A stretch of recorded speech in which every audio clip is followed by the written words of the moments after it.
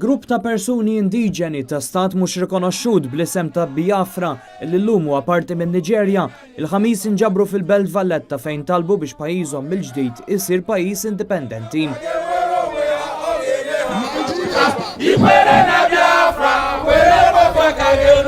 The reason we are protesting today is to let the people of Malta, the government of Malta and the whole world to know that we are Biafrans and we need our freedom. We don't want to be part of Nigeria again.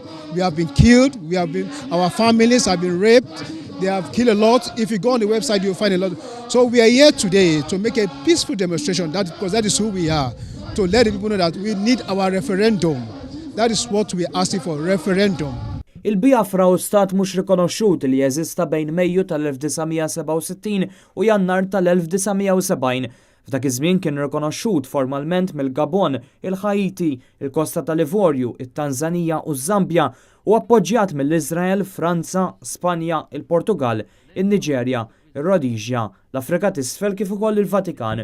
F'Awwissu tal-1967 ċittadini tal-Biafra kienu wettqu offensiva li waslet biex okkupaw diversi żoni u l-ġlida tagħhom waslet għal tensjoni ekonomika, etnika, kulturali u reliġjuża fin-Niġerja. Iżda l-ġlida kienet waħda diżastruża għal dan il-poplu. Il-gvern Niġerjan iżola t-territorju bil-konsegwenza li mietu mal-miljun ċittadin ta' Biafra mhux biss minħabba l-ġlied imma wkoll minħabba l-ġuħ. Finalment dan il-poplu ma kellu ċansla ħlif li jċedi lill-Gvern Militari Federali tan-Niġerja. Id-tbatija li għadda minna l-poplu ta' Biafra saħansitra waslet tat-twaqqif tal-Organizzazzjoni Umanitarja Internazzjonali Médecins Sans Frontières. Iżda matul dak il-perjodu, membri tal-istess organizzazzjoni, volontira mediċi Franċiżi kif ukoll sptarijiet u professjonisti mediċi mill-Biafra sfaw attakkati mill-Armata Niġerjana. Il-kwistjoni ma waqfitx fl-1970. Riċentament kien hemm rapporti li l-Gvern Niġerjan ħareġ ordni biex il-militar jispara u joqtol lill-lealisti tal-Biafra.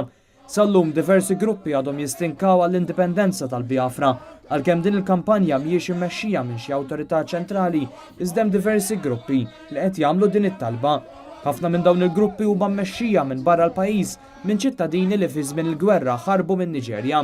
Fin-Niġerja riċentament kien hemm ukoll żieda fil-protesti għal din il-kawża kif ukoll diversi rapporti ta' separatisti tal-Biafra li nqattlu minkejja li ma kinux armati.